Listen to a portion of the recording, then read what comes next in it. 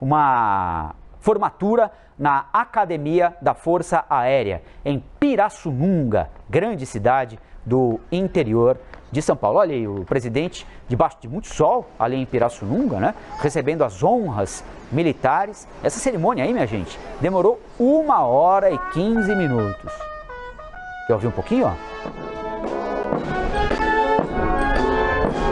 E por 1h15, o que se ouviu foi isso. O som da banda militar, o clique dos fotógrafos, algumas palmas, alguns gritos de mito, mas nesta hora aí da declaração, da conversa com a própria população que estava lá para ver o presidente Jair Bolsonaro, com os jornalistas também, necas de pitibiriba, como costumam dizer. O presidente continuou em absoluto silêncio, ele estava acompanhado ali, a gente está vendo o ministro da Defesa, Paulo Sérgio Nogueira, o ministro-chefe do Gabinete de Segurança Institucional, General Heleno, pose para algumas selfies, abraço nas crianças que se aproximam do presidente, mas declaração, nada. O presidente Bolsonaro tem absoluto silêncio desde aquele pronunciamento que ele gravou quando pediu aos manifestantes que estavam bloqueando estradas que desbloqueassem as pistas e deixassem o trânsito seguir. Desde então, pelo menos publicamente, não se ouve a voz do presidente da República.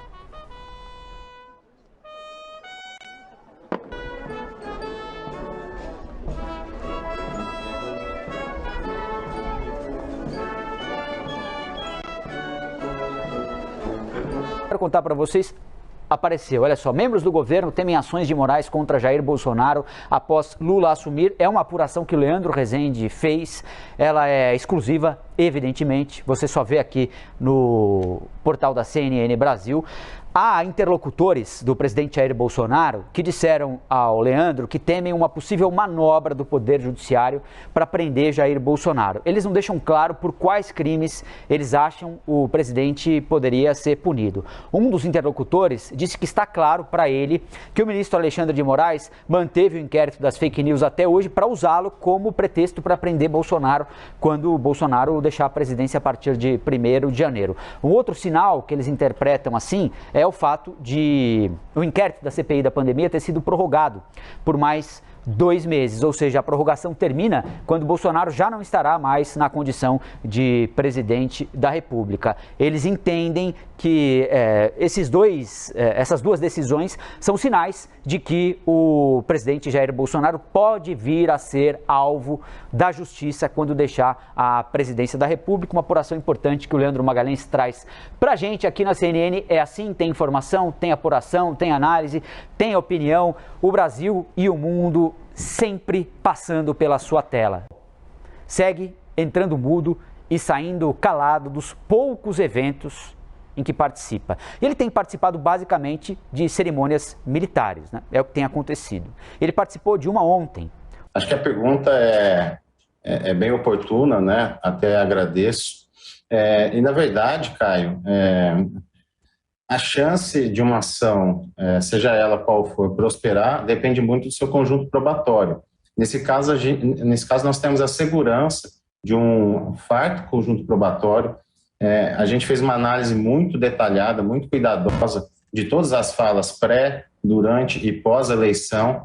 Conseguimos amealhar aí uma quantidade robusta, né, que indicam realmente uma intenção e até um dolo de fraudar o sistema eleitoral por meio de uma orquestração que engloba também outros atores e que tinham um objetivo claro de tumultuar o processo eleitoral e incutir na mente dos eleitores uma ideia de fraude que nunca existiu. Agora, doutor Ângelo, só para a gente entender e ficar bem claro, na própria ação contra o presidente, na primeira ação, há um reconhecimento de que muitas das medidas foram tomadas a favor dos cidadãos brasileiros. Isso já não tiraria o mérito desse pedido de inelegibilidade contra o presidente? Obrigado, Márcio, pela pergunta. São duas situações distintas, né? Uma é uma ação que se refere aos ataques ao sistema eleitoral como um todo, e a outra que são os pacotes econômicos que foram feitos ali durante o período eleitoral para tentar captar ali um eleitor que já não era dele por meio de benefícios e em tese, bondades que nunca também tiveram sustentação. Nesse caso específico, a gente não ataca o mérito dos benefícios sociais e nem a importância dele para um país tão pobre e desigual como o nosso. O que nós atacamos é a forma e o critério que foi utilizado durante esse período, né, crítico, com uma legislação bastante específica que veda esse tipo de ação do executivo de praticar praticamente uma compra de votos à luz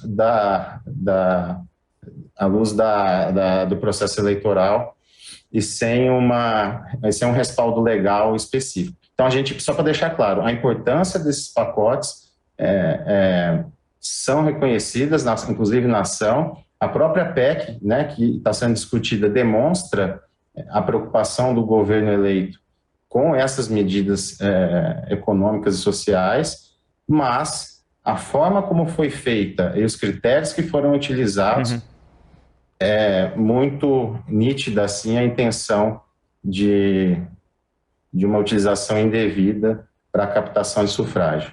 Caio. Doutor, no limite a inelegibilidade seria, vamos dizer, a punição máxima, mas haveria um meio do caminho, ou um meio termo, ou uma pena um pouco mais branda, caso, claro, o Tribunal Superior Eleitoral considere as ações legítimas e as aprovem, né, e as considerem válidas? Não, a própria consequência daquilo que a gente argumentou, Caio, e a robustez do material que a gente elencou, a gente não pediu nenhuma medida intermediária, nem seria possível. Então, o objetivo final, obviamente, após os prazos de contraditório, ampla defesa que ele terá, né, e a coligação como um todo terá, que definirão o curso dessa ação. Agora, mas, enfim, em síntese, não tem outra medida que nós tenhamos pedido. Desculpa, doutor Ângelo, quase cortei o senhor. E desculpa se eu tô... É só para entender melhor, eu não quero ser aqui o advogado do diabo, mas a acusação fala, o texto fala que os envolvidos tinham o intuito de se promover na campanha eleitoral, especialmente nos pacotes de benesses. Mas eu pergunto, não vale também para quem votou a favor de medidas na Câmara e no Senado? Por exemplo, quando foi aprovada aquela PEC que criou o Vale Caminhoneiro, Vale Gás, Vale Taxista, criada, desenhada pelo governo Bolsonaro, mas aprovada por parlamentares do Senado e da Câmara, esses também não se beneficiaram eleitoralmente aprovando essa PEC? Mas nós não estamos discutindo a PEC, é isso que precisa também ficar bastante claro.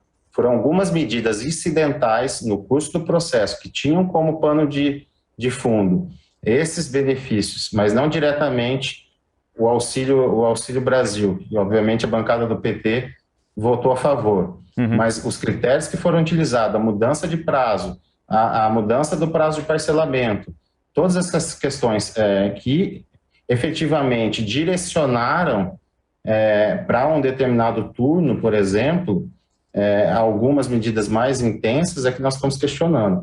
A PEC é perfeitamente defensável pelo partido, e de forma alguma nós estamos atacando ela. Foram critérios, né, e pacotes ali via decreto, que é objeto da AGE.